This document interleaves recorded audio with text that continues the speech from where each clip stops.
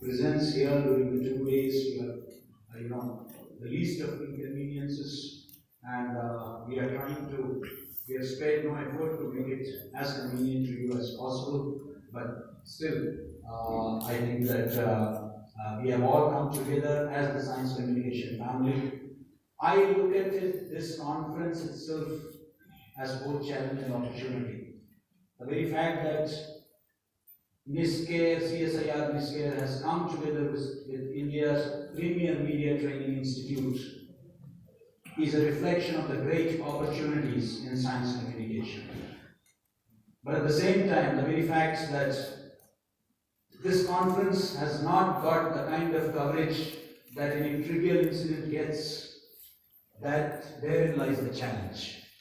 That if such a major communication congress is not covered by media, then that is a reflection, I think, on the state of affairs, so far as media is concerned. And I really hope the day is not far when these conferences also get the kind of coverage that are given to crime, politics, because this is too important a critical component of our society, which really needs to be highlighted, particularly in a developing country like ours. Friends, when we talk about science communication, I'm reminded of last weekend I was in Visakhapatnam at the All India Public Relations Conference. And as a panelist on smart cities and smart communication, I was mentioning that what is smart communication? Smart communication is not just about using smart technology or gadgets.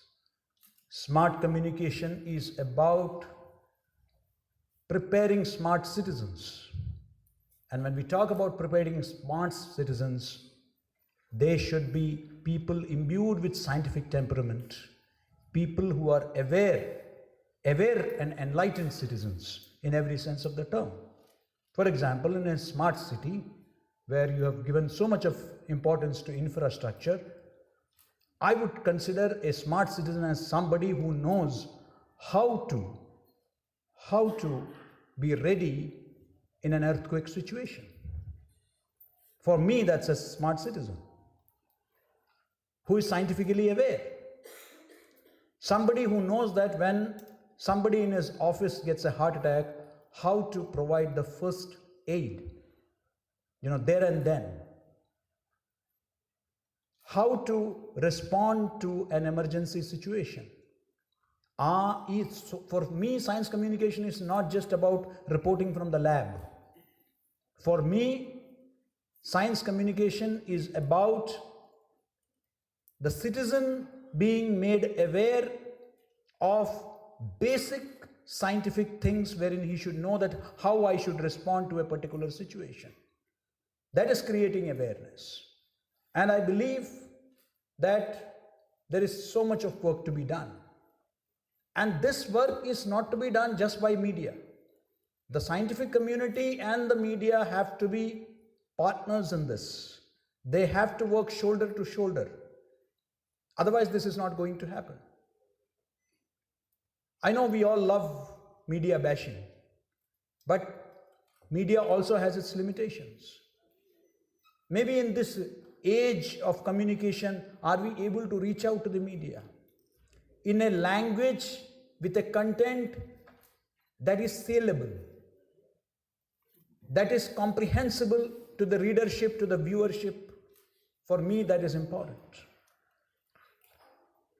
As a communicator, I think that, am I reaching out to them in a language that they understand? And I totally agree with Dr. Pateria that we are not communicating in a language that they understand, in the sense that today more and more people would like to watch television content, read content, and listen to content in their languages. And are we working in those languages, or have we confined ourselves to just the English language? in a vast country like India. At the Indian Institute of Mass Communication, we have given a great emphasis on promoting language journalism. In this very academic session, we started Marathi journalism from our Amravati campus and Malayalam journalism from our Kerala campus. We are planning to start Hindi journalism from our Jammu campus. And maybe Urdu. We have upgraded Urdu journalism into a full-fledged, 1-year program, which is a certificate program. Because we know that the future of media is in the languages. So, are we reaching out to them in the language the people would like to listen to, watch, and read? Whether it's in the digital mode or in the print mode or in the electronic mode. The technology may differ. I always believe that the content is the king. Friends, I would also like to highlight a couple of things which is very important, and I'm sure that during these 2-day deliberations, all this distinguished participation here, I'm sure that these issues would be deliberated upon. I have had the privilege of, working with WHO prior to my joining here as part of their polio communication review team. And we found that a lot of journalists, particularly in the states and particularly the districts, they are just not aware of many terms, the jargons which we use, because they have not been sensitized. So it's important that we sensitize them, we have programs for them, because to expect them to a story, and I often cite this example, that when we had the polio communication program, many cases of polio which were reported were later on found to be cases of acute flaccid paralysis, AFP as they call it. And many cases of AFP were reported as polio cases. Because of the lack of knowledge, the lack of understanding, they would just go by the symptoms. Now, this is very important that how we reach out.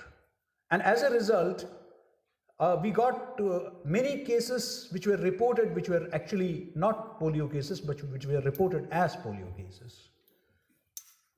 I also found that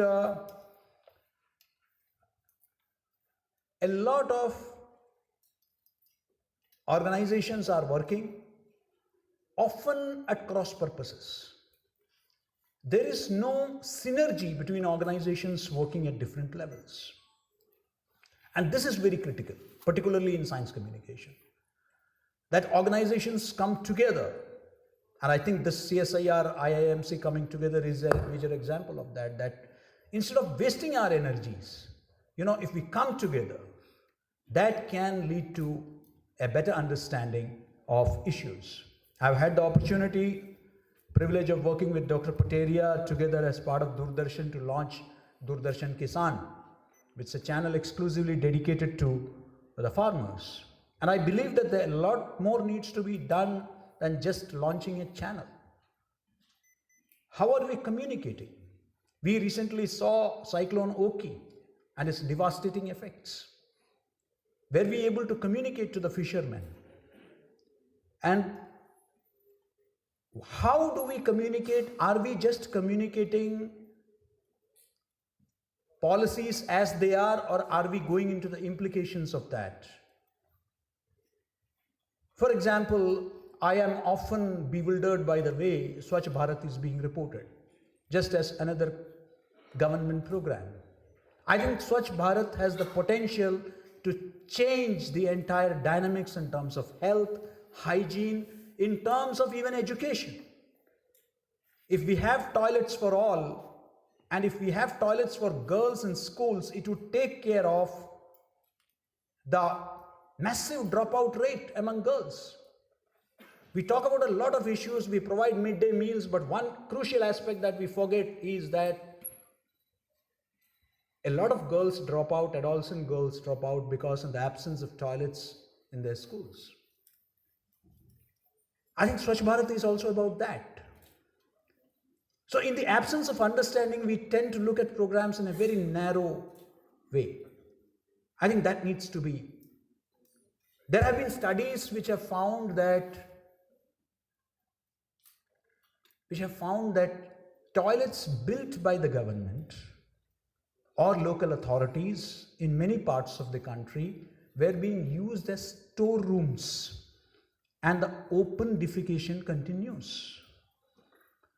That is because we have built the toilets for them, but we have not told the people about its importance and how is it related to their lives, to the betterment of their lives, the improvement of their lives in terms of health, hygiene, and a lot of other things. That is where, as communicators, I believe we have failed.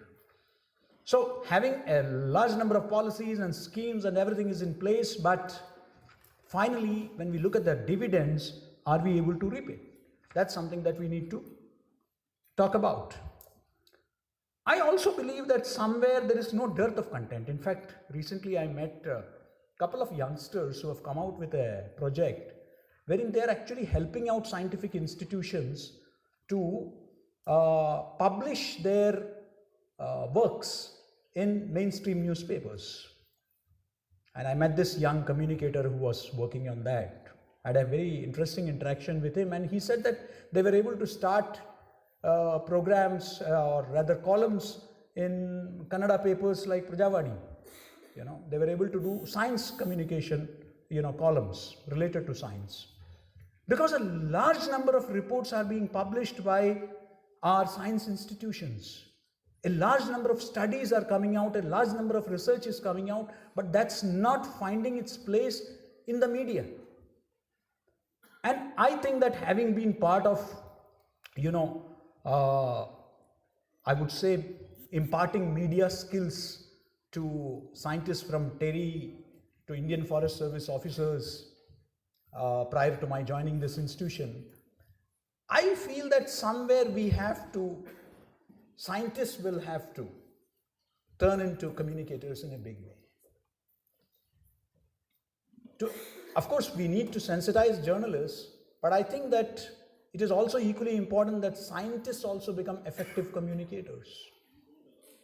They should be trained to tell stories.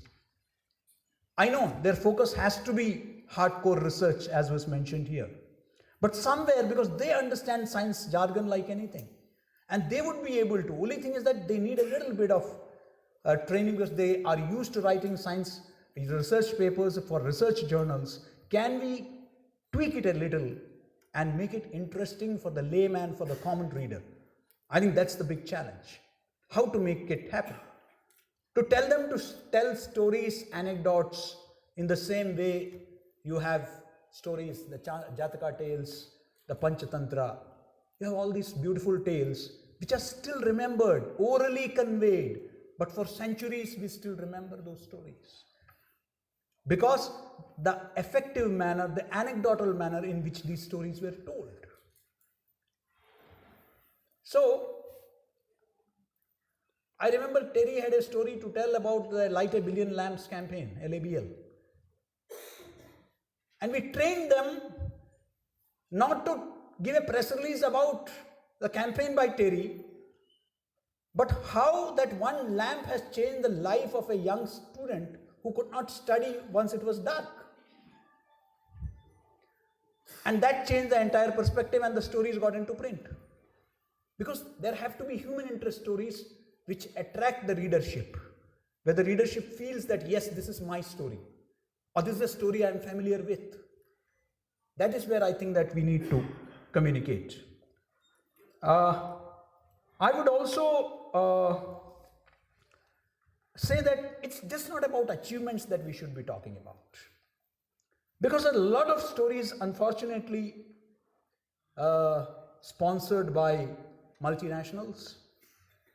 So you have stories which are coming, I do not know, they are picked up from some journal here and there and by transnational wire agencies.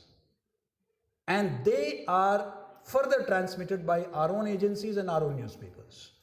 That is something we need to really worry about. There are stories about how chocolates would help,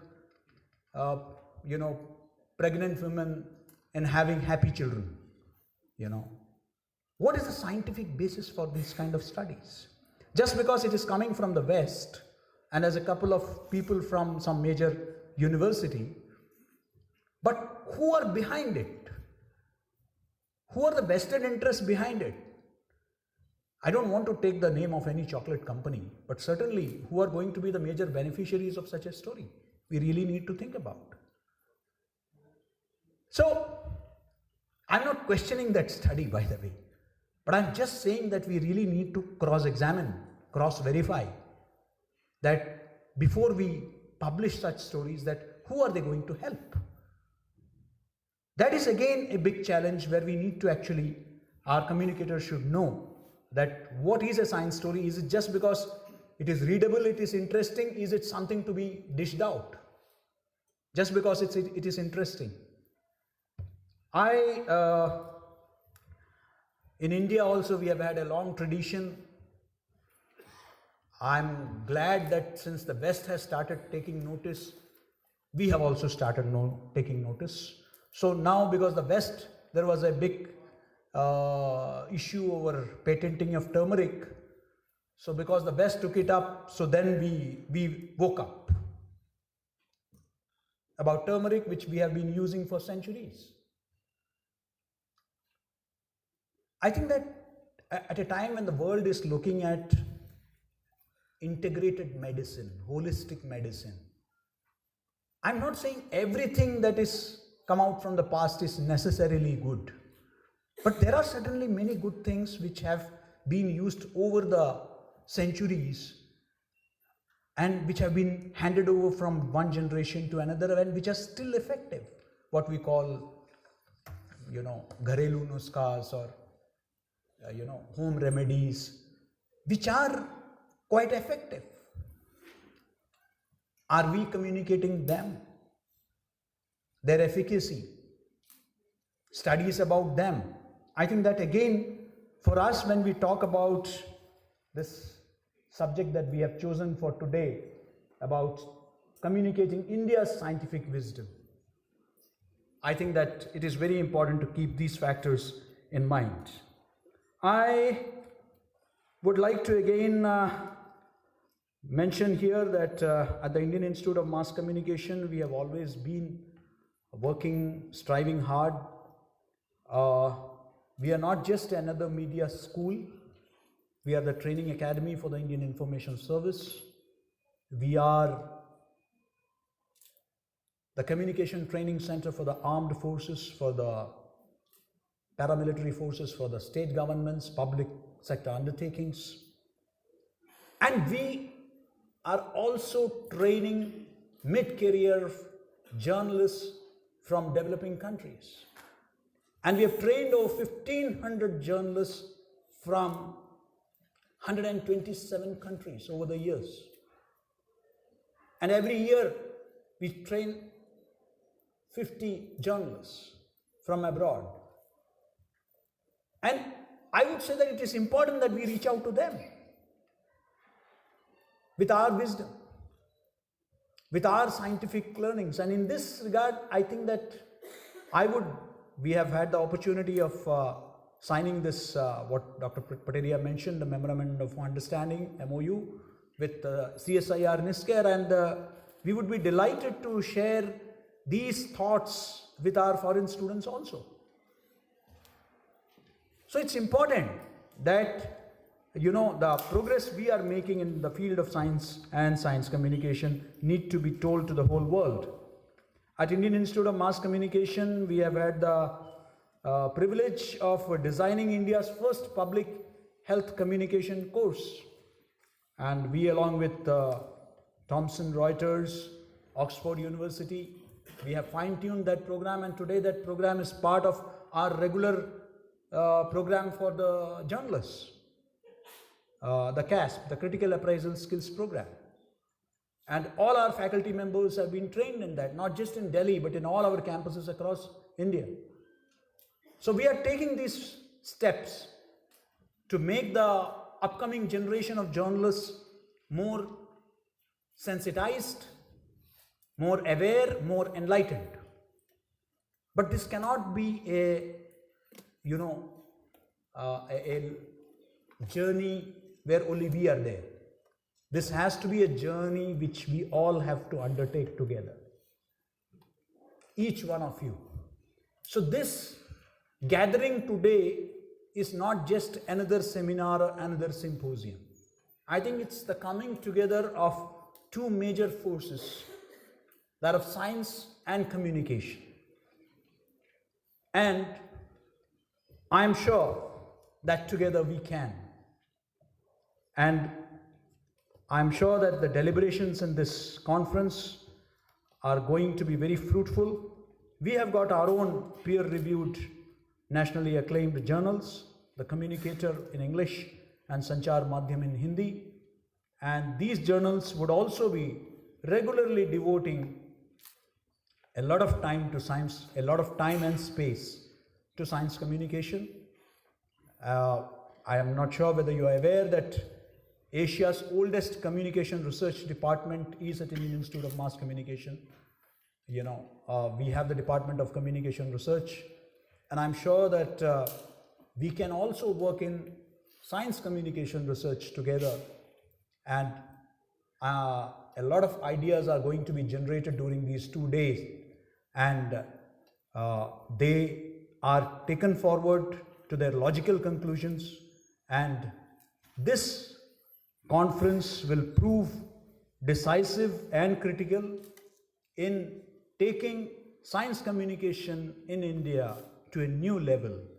I'm sure, and we are determined to do that. And thank you once again for being here. Thanks a ton.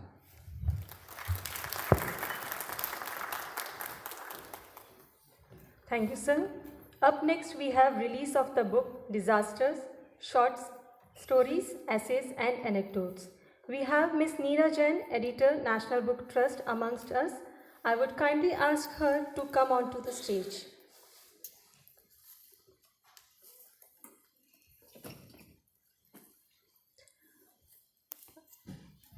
I would request Ms. Pramila Majumdar, Scientist, CSIR, Niskaya, to welcome Ms. Neera Jain with a welcome bouquet.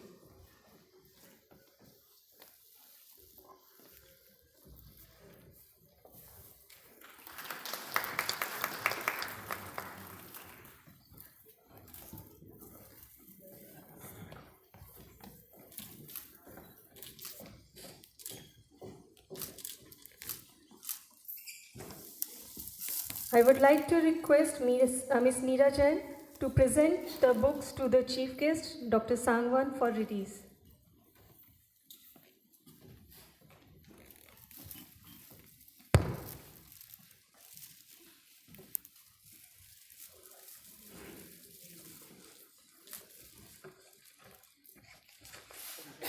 Other dignitaries may also join her.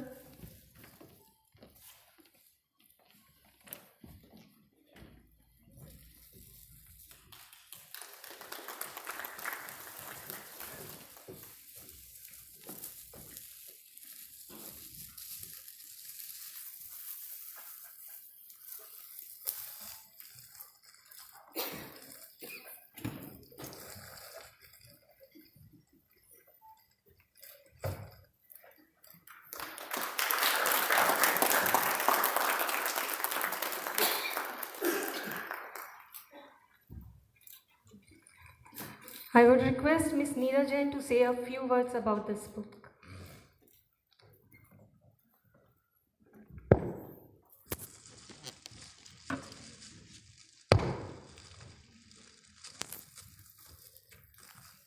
Honorable dignitaries on the dais and my friends as audience, I would like to thank everybody, especially IINC, for organizing this program and taking the initiative to release the book also at such a crucial meeting, I would say. This book has taken some time to come out, but the idea of the author is really appreciable because through stories he is communicating science, and I think the objective has been met of science as well as communication. And this is the ideal forum where a book of this nature should be released. I would thank you all. I would not take much time, but I would like to thank you all from the side of National Book Trust that they have organized this program. Thank you very much.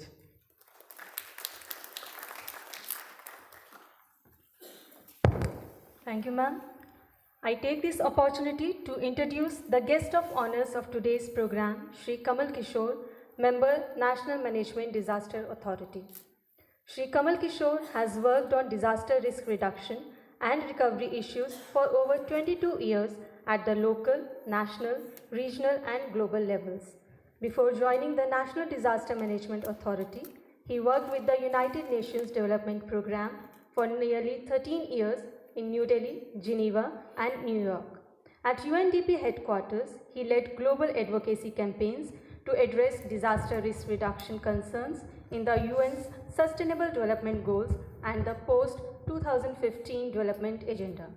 As a program advisor, he also led the development of disaster and climate risk management related elements of the UNDP Strategic Plan 2014-17.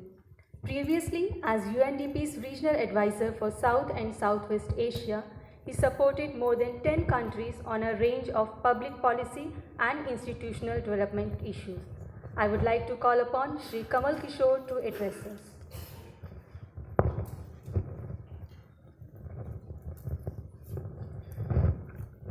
A very good morning to all of you. I am very delighted to be here, especially because there is a very interesting book released on the topic I work on. So I would like to congratulate Dr. Bhandari for having written this book, and it's a remarkable contribution among a life. Within a whole life dedicated to science, this is another gem of a contribution that he has made. So I would like to address the dignitaries on the dais, colleagues, friends in the audience. I will not take much time. We are about half an hour late. I will try to help you cover up the lost time. I would like to present my remarks in three parts. First, I want to say something about what's happening in the world. Then I would like to say a few words about the book, and then finally, what next. We are living in a very interesting time in the history of humanity, in the history of our own country. We have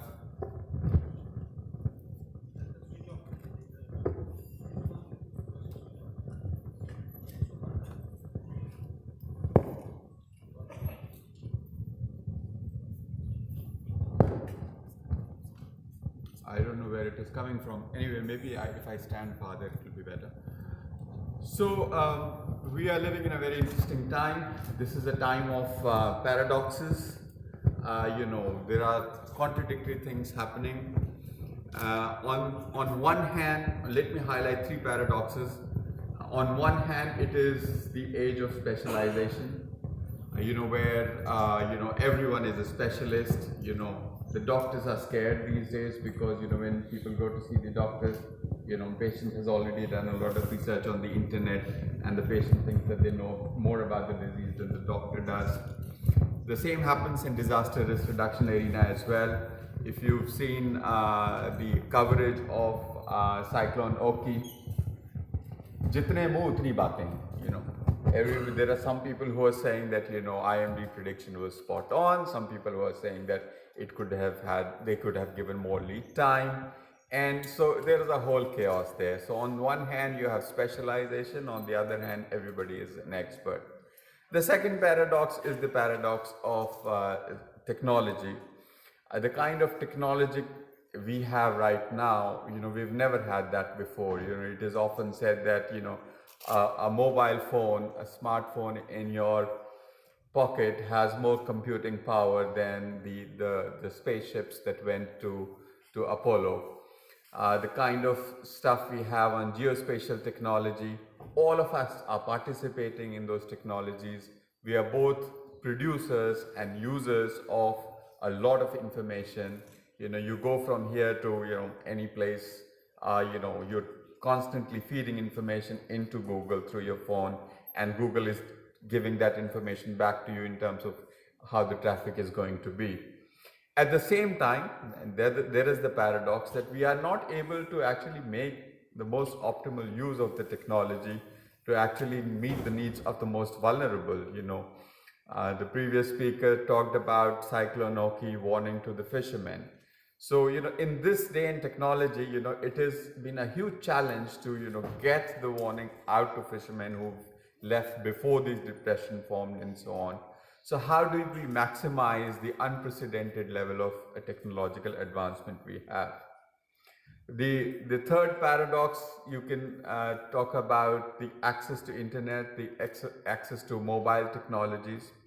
In our country, it is very interesting to note that in terms of number of people with access to internet, we are the second in the world. The number of people that have access to internet is the second in the world. But if you want to look at the number of people who don't have access to the internet, we are first in the world.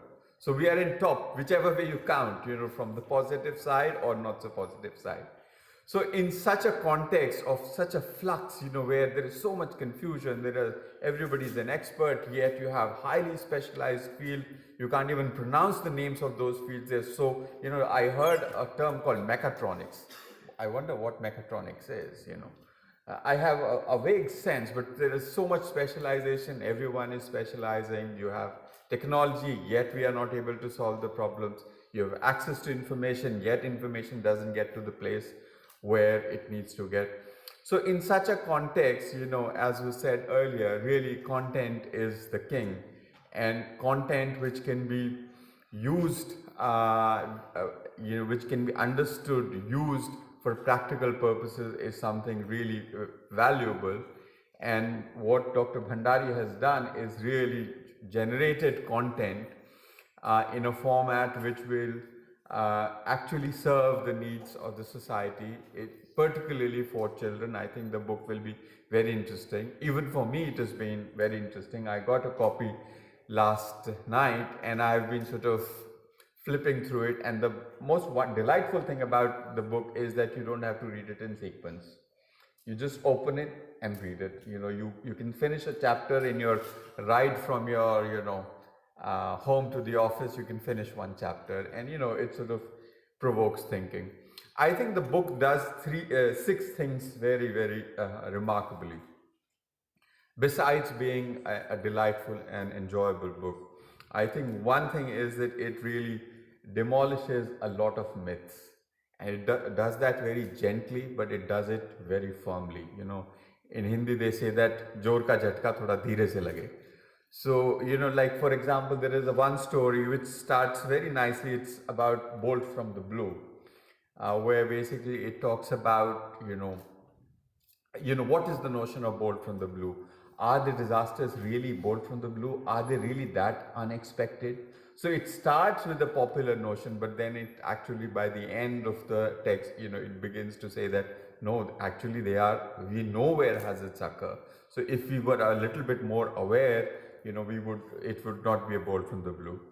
I think the second thing that the book does is, even for a topic which some would perhaps consider very grim, talking about disasters, you would think that it wouldn't be very sort of happy thing to talk about.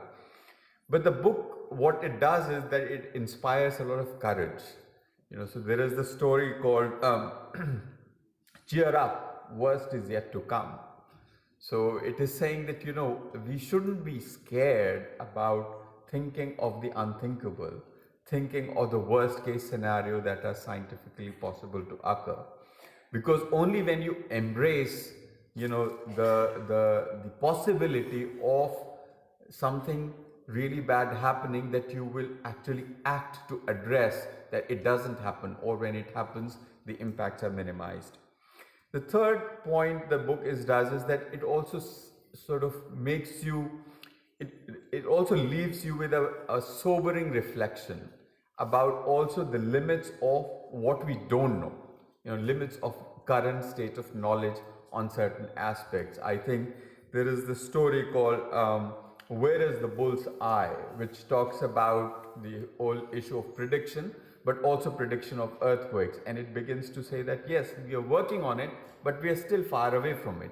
That again, I think that sort of sobering reflection is very important, so that, we don't we basically make the most of what we know, and we know what we don't know, where we need to do more work in order to advance the frontiers of science. Then, very important thing, the fourth thing it does is that it inspires us to act. It inspires us to act.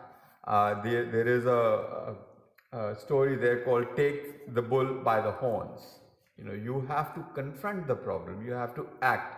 You can't just say that, you can't let the problem accumulate so much and then say, well, now the problem is so big that there is nothing that can be done.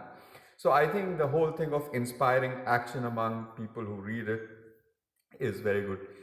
The book finally is a fifth point. The book is also a celebration of the human spirit.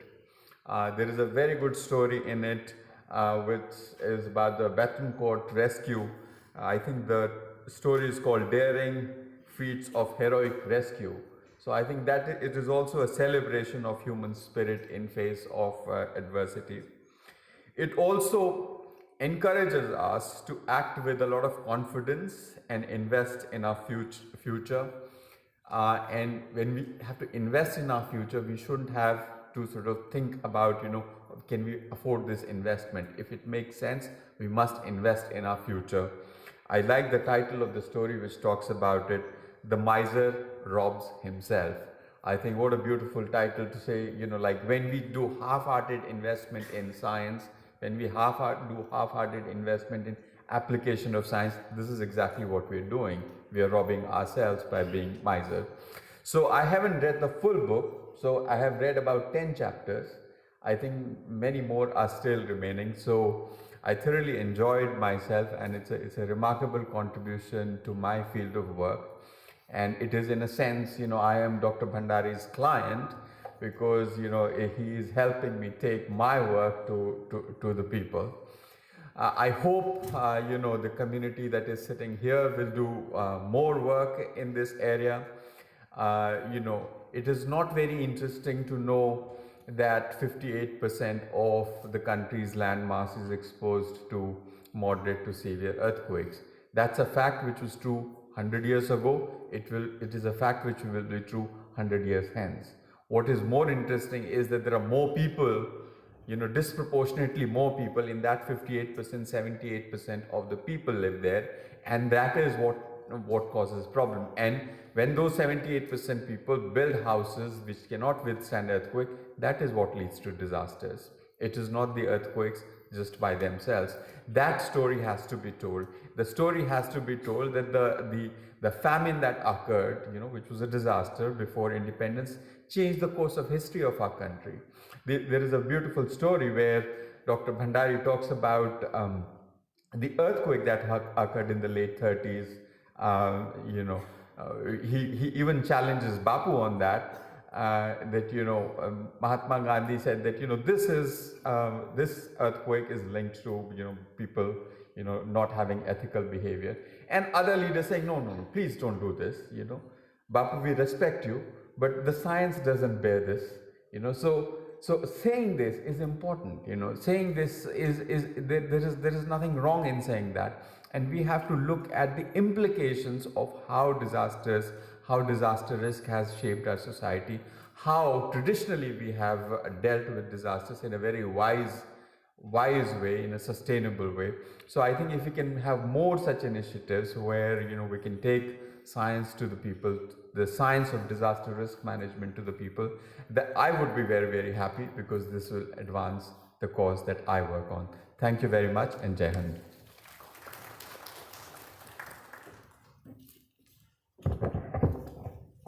Thank you very much, sir. Before I invite Dr. R.K. Bhandari, the guest of honor of today's inaugural program, I would like to introduce him briefly. Dr. Bhandari is an acknowledged authority in the area of natural disaster mitigation and management. Dr. Bhandari has served earlier with the Central Road Research Institute, Central Building Research Institute, as visiting faculty with University of Wollongong, Australia, and the UN Center for Human Settlements. His very intimate involvement in the study of major natural disasters in India, especially the Great Mapla tragedy, the Orissa super cyclone, and the devastating Bhuj earthquake, eventually prompted him to move to Chennai as the director of Center for Disaster Mitigation and Management in March 2001, where he is currently placed.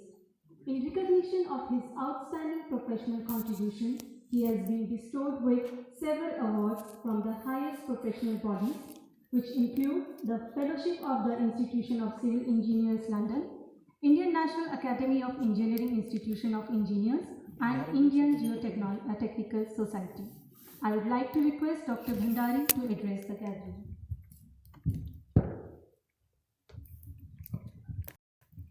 Dignity. I feel extremely honored and I feel singularly fortunate to have this opportunity to address this august gathering.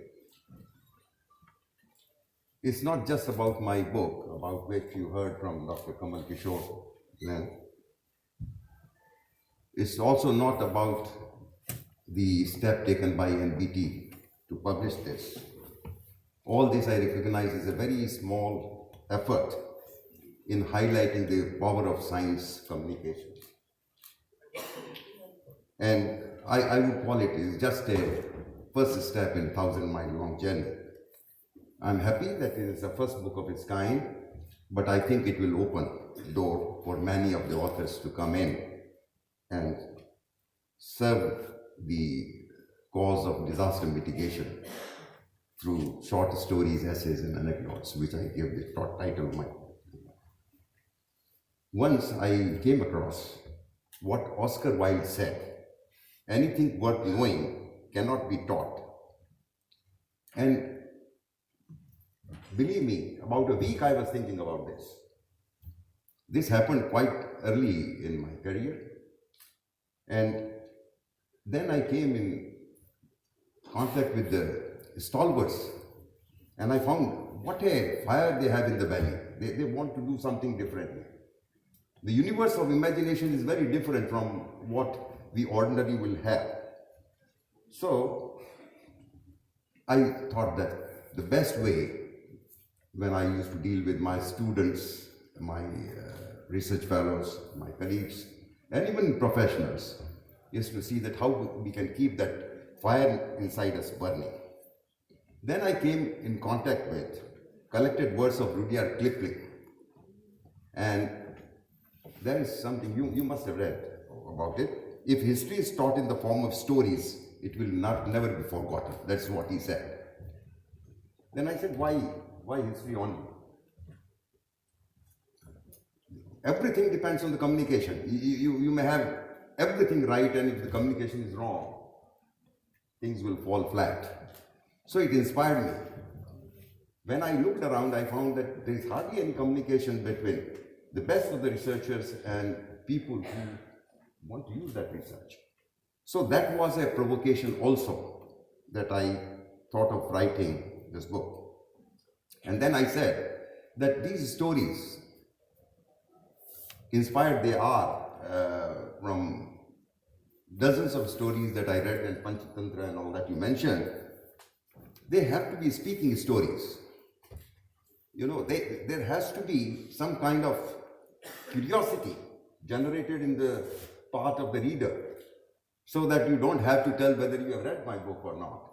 But when they read the first chapter, they should be induced to read second and third, and it should be short enough to keep their interest sustained and long enough to cover the subject. So that was the thing. And then, believe me, if that happens and all of us join hands and do this kind of thing, then they will no longer be story readers, they will be story makers. I am very happy that Dr. Kamal Kishore mentioned this about myth in disasters. In fact, for the last 50 years, 56 years, 54 years, I'm dealing with disasters of one form or the other. And I found that although we have fund of knowledge, it's exploding indeed. It has hardly reached the people who matter. And therefore, there are lots of myths even today as we step into the era of magical advances in science and technology. So at that point in time, I happened to be with the United Nations, and I used to visit Dalit Maliava in Sri Lanka, this Buddhist temple. And I came across a quote from Buddha. Do not believe in anything just because you heard it. Do not believe in anything spoken or rumored by many.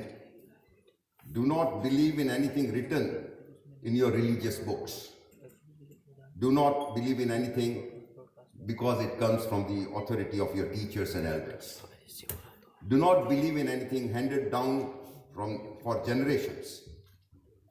But you have to analyze yourself. That is where the science comes in. And get convinced, and then accept, and then live up to it. So that was transformational thing. And you know, my first story that I wrote was immediately after I got this, and as Neeraji has said, it took me quite a lot of time because sometimes, we are torn between too many things.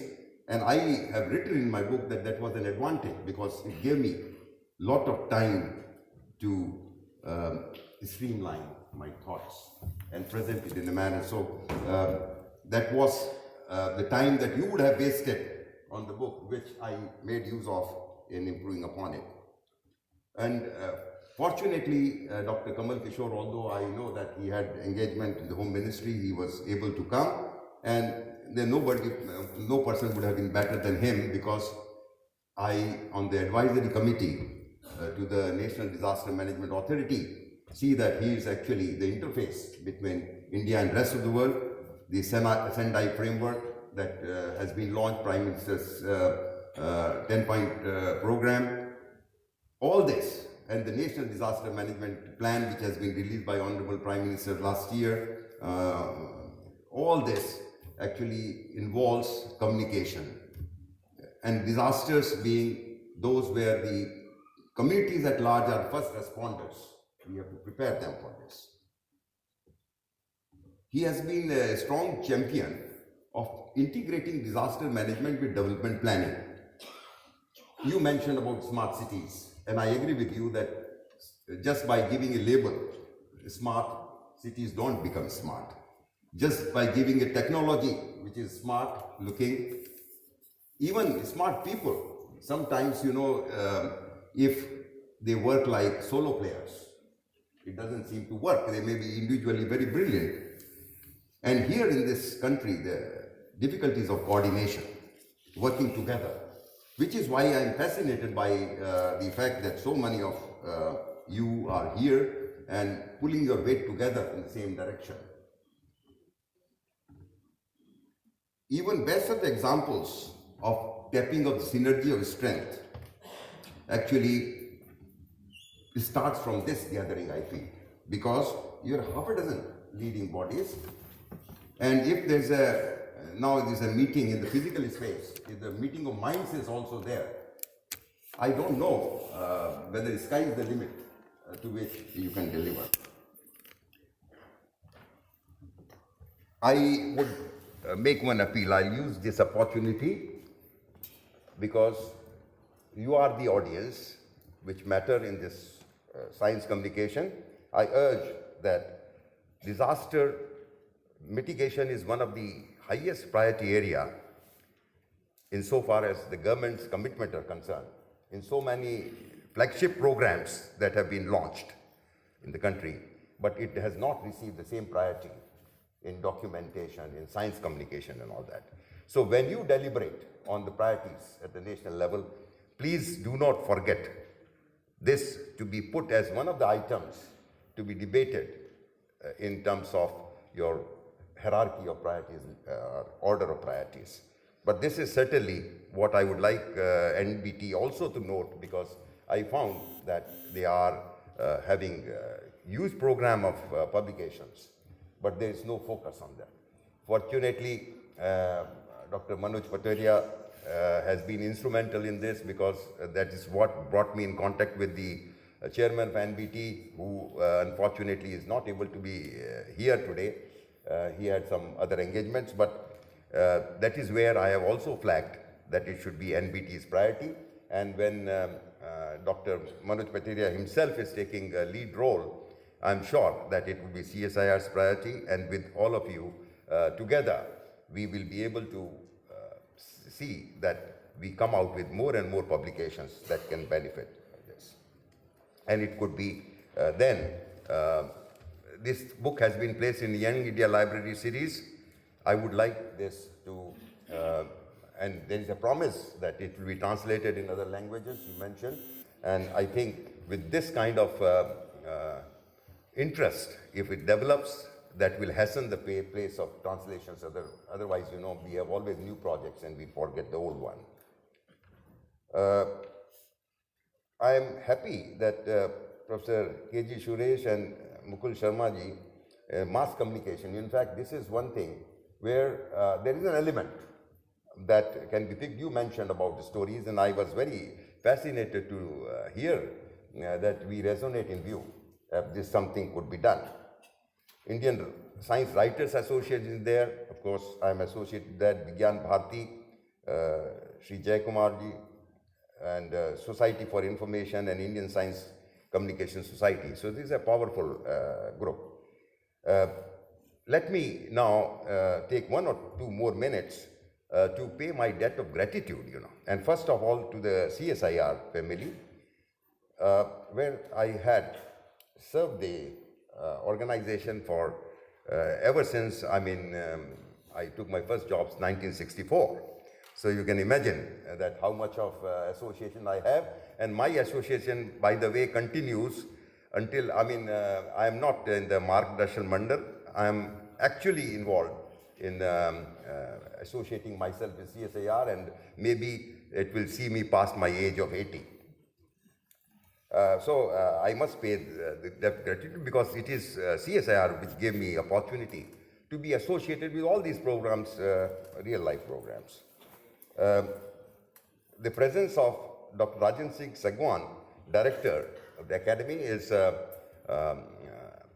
very happy coincidence here. I am excited about it, because Dr. Baldev Raj, who was president of the Indian National Academy of Engineering, he read every line of the book that is written.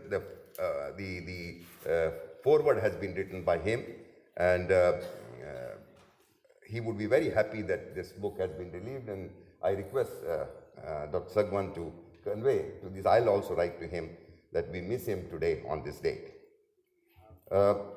I must also publicly acknowledge Dr. Dvijendra Kumar. Dr. Neera Jain came, but Dr. Dvijendra Kumar also, he is not here, but I think my voice will reach him, that I'm very grateful to him, because he took the lot of load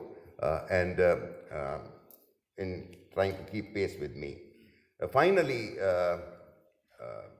ladies and gentlemen, I'd like to thank Dr. Mashelkar, who is the former Director General CSIR, Dr. T. Ramaswamy, who was former Secretary, Department of Science and Technology, Sri J.C. Pant, who was the Chairman of the High-Powered Committee on Disasters, Lieutenant General N.C. Marwa, who is the current member of the NDMA.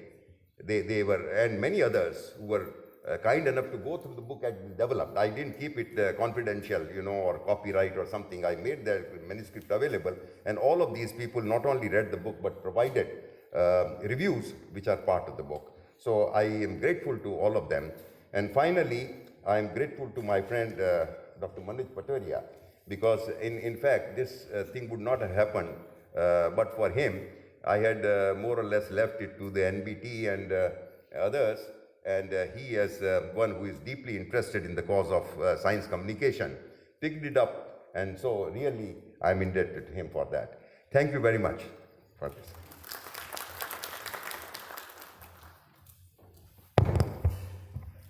Thank you, Dr. Bhandari.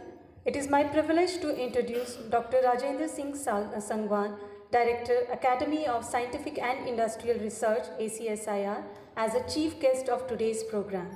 Dr. Sangwan had his master and doctorate degree from Haryana Agricultural University, Hisar, and carried out postdoctoral research at Queen's University, Kingston, Canada. He started his independent research career as a scientist at CSIR, Central Institute of Medicinal and Aromatic Plants, CMAP, Lucknow in 1980. He served as principal scientist, senior principal scientist, and chief scientist. He served as head of metabolic and structural biology at CSIR CMAP. Since 2012, he is founder, chief executive officer of Center of Innovative and Applied Bioprocessing, CIAB Mohali. His research interests include bioresource processing, food and nutraceuticals, especially biogenic chemicals, medicinal and aromatic plants and products. He has published more than 100 papers in high-impact journals of international repute. Please join me in welcoming Dr. Sangwan.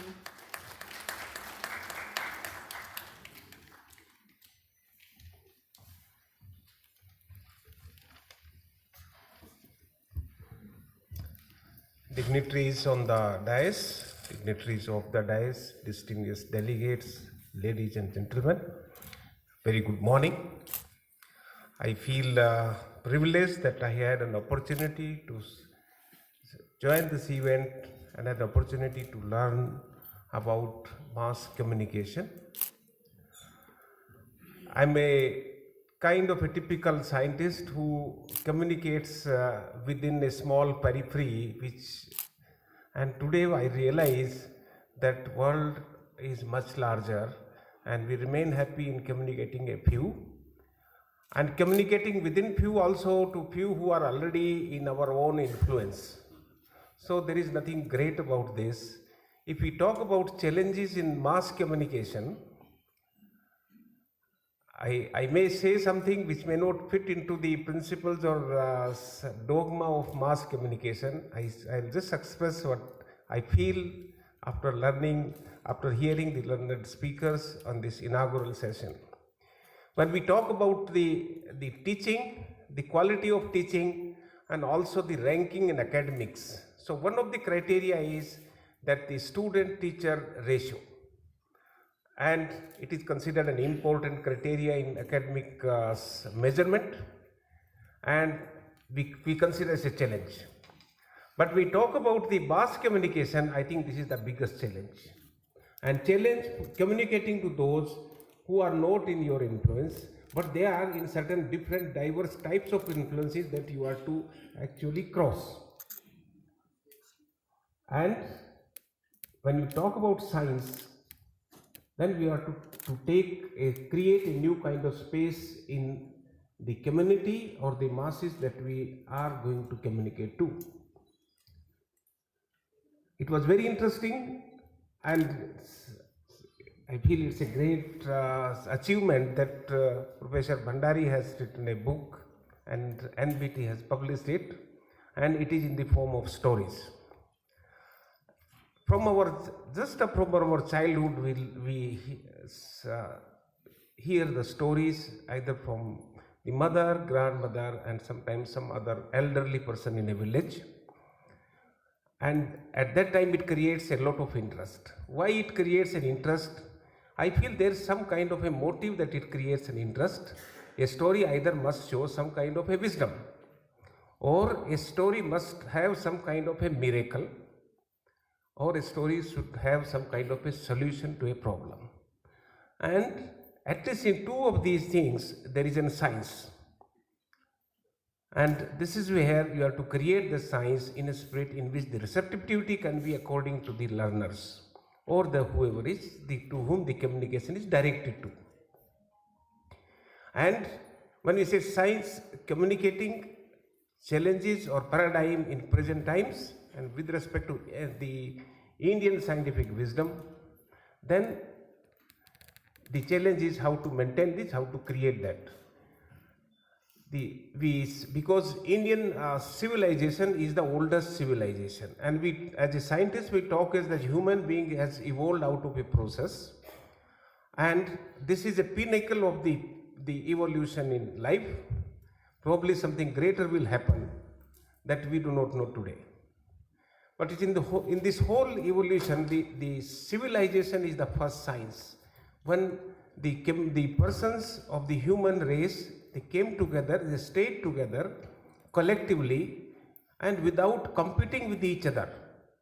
And created resources, used resources, and this is, in a way, it is a science which combines all aspects, all disciplines which we later on created in science, in chemistry, geology, or life sciences. It involves everything. And as we learn today's science, what we say is communication language is also one of the biggest science. That both communication language or the script itself is a science.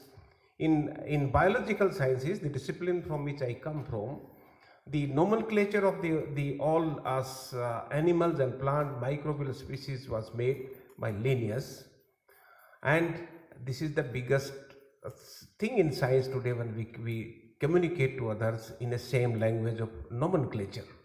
Same way is the language, and the language we develop a script, and we have the richest heritage in that. We have the largest number of languages in India, spoken as well as which are written scriptly. If we compare, whole of Europe has less than this, so many countries. How to communicate to them is a very interesting thing, and unfortunately when we scientists remain in our own domain, we do not communicate. In today's time, when we are to communicate, we must cater to the needs of the masses, and today's needs are not the same needs as yesterday's or the past times. In digital time, challenge is much bigger, but also is an opportunity, because when we communicate science, we are to create a space, we are to create an interest of the masses. Today's interests are different from the interest of the old times. Old times interests used to be as a knowledge seekers, which now you have many other windows available, and to have a time. At that time we believe that there used to be a lot of time. Despite not being much of the science available at that time, the struggle of the sustenance of individuals was much bigger, but time used to be there. Science has created a lot of time. Today's digital times particularly has created a lot of space, was a lot of time. But where that time has gone? Even we have to go to the reservation queues for spare time and so many other things, but we are equally rather more busy than that time. Then we have to create how we can create time among the masses to have a communication about science, that we concentrate, we communicate the advantages of science. Those advantages can be in the dissemination of knowledge. These advantages can also be in terms of the opportunities which science provides, in all different opportunities with respect to business opportunities, with the livelihood and better health and many other aspects of human life. If we create that, जिसको मतलब कि उसका जो है जैसे जिज्ञासा जिसको कहते हैं, अगर जिज्ञासा हम जो है जनमानस में उत्पन्न करते हैं, उस जिज्ञासा एक सबसे बड़ा माध्यम है जिससे हम लोग जो साइंस का है उसको कम्युनिकेट कर सकते हैं. Simply because in a typical giving a lecture may not serve to the purpose of masses. Masses require a way, either you create an interest or a jigyasa. If you look into the ancient times, Buddhism originated in India. The language was Hindi or Sanskrit, we can call that. The pracharaks of Buddhism went outside India, and Buddhism became popular in the region of the world which have one of the most difficult languages, China, Korean and Japanese. So how at that time, when there was no other way of communication, probably it was the symbolism only, but way it propagated, because there were certain principles which were acceptable to the masses at that time. Or there was a deficiency of knowledge which was given to the masses at that time. And most important is is not only the people who receive the masses, but the pracharaks. The Buddhism pracharaks, how they manage to communicate to those and convince that you have the whole of the countries which are believing more in Buddhism, much even more than what we do at this time. So this kind of a passion, if we have in communication, probably it can serve the purpose. Communicating science is also important in today's time, because when you have a social media and you have a diverse type of things to be offered to the public masses, how you can have a new space for the scientific information. If we look into the newspapers, as some the previous speakers told about, we do not have much space about the science. We have a lot about sports, we have a lot of other things, but it will require a new kind of a new concept. How can create this kind of an interest, that kind of an jigyasa, or that kind of opportunity by communication of science, and these opportunities can be multifarious. More we do on this, the results can be much better. I hope with these, which I learned here, probably I myself feel that there are newer ways we can communicate, and while working in kind of a ACSIR system, probably our students also, because it starts at a very early stage. Our students community, particularly research students who are in the doctoral stage in fundamental, in different sciences and engineering, if they are also become partners in this communication to the society, this can be very useful, because we have a huge, the numbers are very large. And with this, my own learning from this, by participating in this inaugural session, I hope I'll just give some thoughts to it, how we can do it better.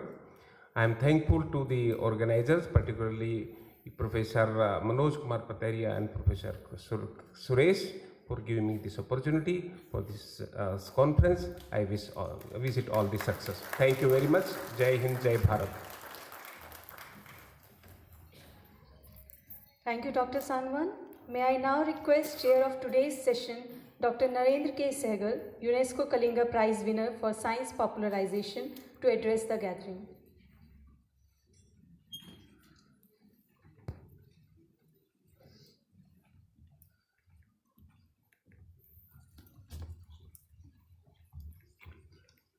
Thank you very much. And like on many other occasions, Dr. Pataria has sprung his prize on me. And instead of Sri A. Jayakumar, I have been placed in the chair.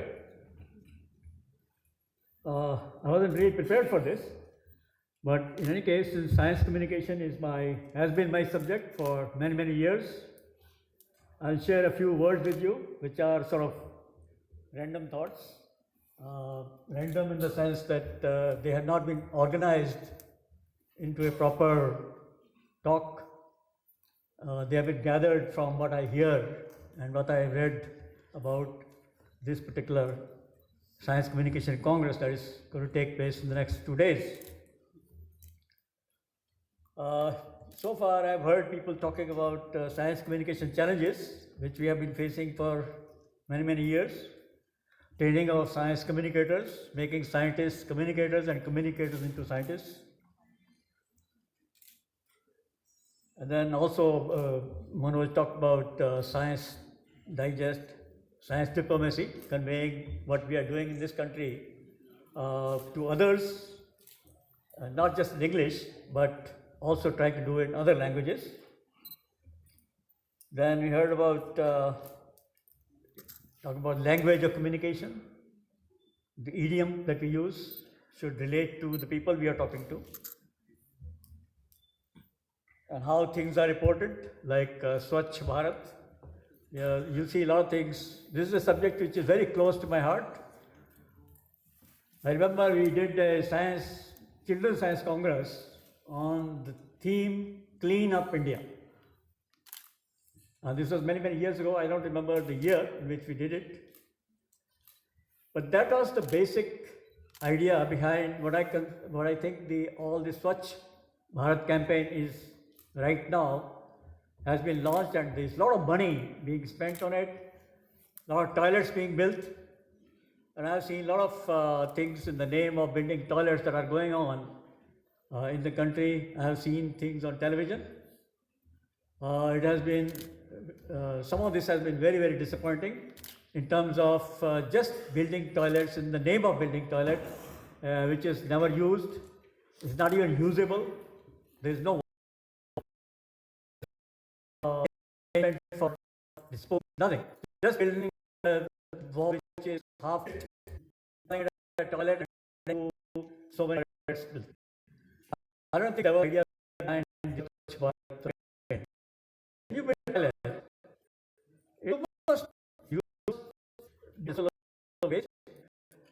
There must be training or incentivized people who are not used to using toilet, making toilet.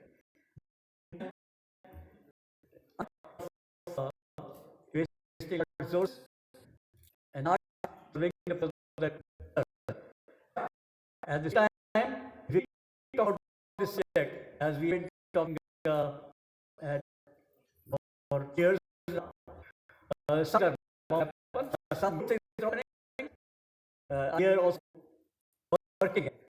So in the country, in the world, where you see at the same time things happening or technology is being used, which used thousands of years ago, are still used, also which are upcoming, latest, or being used at the same time in this country, everywhere else in the world. So this is, you can get is also opportunities, learning, and from the world to see. And then talking to convey the way we, the things that happen with the best and the oldest. Bullock card with the BMW, and you carry one of our launchers from the lab to launching point. So, automatically, the way we are together, it's a space of big interest for us. So, I don't think it's difficult if we can use language of the audience to convey our perspective to the world. Like we talked about science and the media, this is which we had tried to do our program. One is language of the science communication. One, they were saying where we had was to get jobs especially for science communicators, even for endings which are like PR. PR of science is done by somebody who's there as science, not a communicator. So, or attain hands. Also need to talk to the editors and owners of the media, like newspapers, that while at present time, in the absence of these science communicators, they have been using their correspondence, their reference, all report on science. While he or she reports on on food shortages, accidents, on problems with marriage, and so on, they also report science. We need to convey science reporting. The science communicators who are translators to hire them.